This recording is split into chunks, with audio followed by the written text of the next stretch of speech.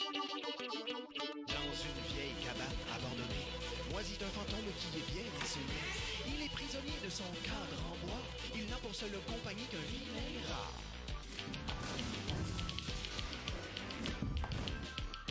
Sa mémoire est lourde d'images et de mots. C'est à toi qu'il veut passer le flambeau. Toi qui as l'antenne, toi qui as le don, deviens le gardien des traditions. Ouvre tes oreilles bien grandes, entre dans la légende. Oh oui, tu l'auras dans la mémoire longtemps.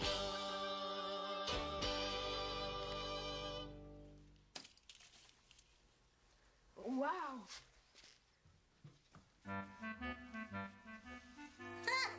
Il est pas capable de faire la différence entre une moustache Et la queue d'un loup-garou? Mais non, c'est une queue en peluche qu'on accroche dans les autos. C'est parce que tu ne sais pas, cher Félix Olivier, ce qu'est un vrai loup-garou.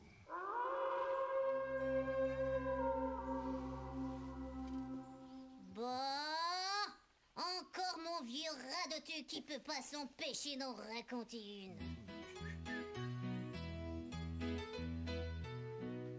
Cher Félix Olivier, moi, le sieur de la Durantaye, je te dis... On que ne vit histoire plus... Capoté. C'est l'histoire d'un grand et gros loup qui sème la terreur dans nos campagnes. Un chasseur est inquiet. Il s'en fait pour sa femme. Imaginez. Elle disparaît toutes les nuits de pleine lune. Et le loup n'est pas loin. Hey, tu vas pas gober ça? Pour qui tu me prends, Grand Moisi? Les loups-garous n'existent pas. La preuve, regardez. C'est écrit « Il fut inventé pour faire peur ». Ah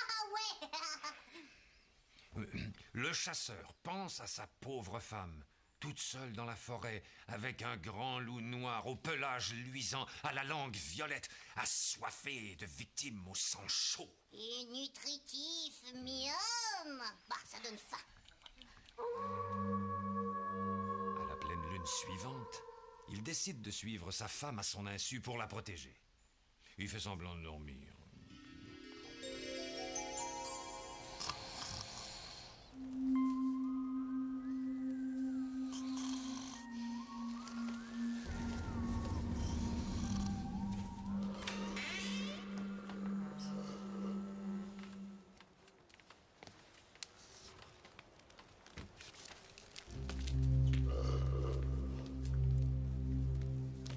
Sa robe.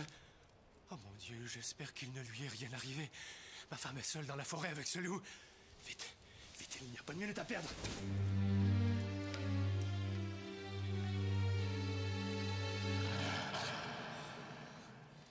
Oh, crotte. Non mais...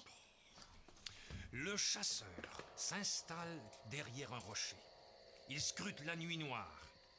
Il n'y voit rien. Soudain, une masse énorme se jette sur lui et il roule dans la poussière dans un combat acharné. Grand Moisi, t'es dégueu. L'horrible bête hésite. Elle pourrait zigouiller le chasseur d'un coup de dent. Ah, comme ça. Cramoisi! Puis, il l'a tué? Profitant de son hésitation, le chasseur prend son couteau et coupe une patte noire et poilue de l'étrange animal qui s'enfuit dans la nuit sombre en hurlant de douleur. Oh, j'ai jamais rien entendu d'aussi... Puis, le chasseur s'évanouit de peur. À son réveil, il voit du sang sur les feuillages environnants. Le chasseur s'inquiète pour sa bien-aimée.